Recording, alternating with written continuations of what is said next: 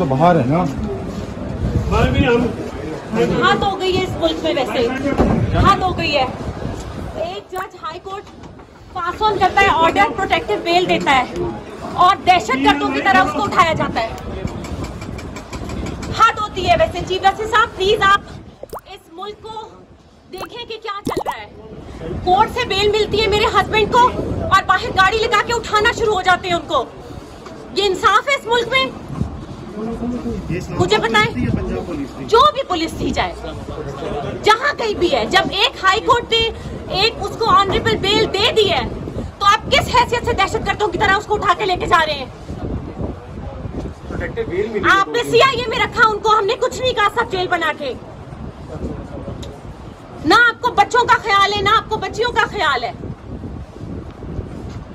अफसोस है मुझे इस मुल्क के ऊपर।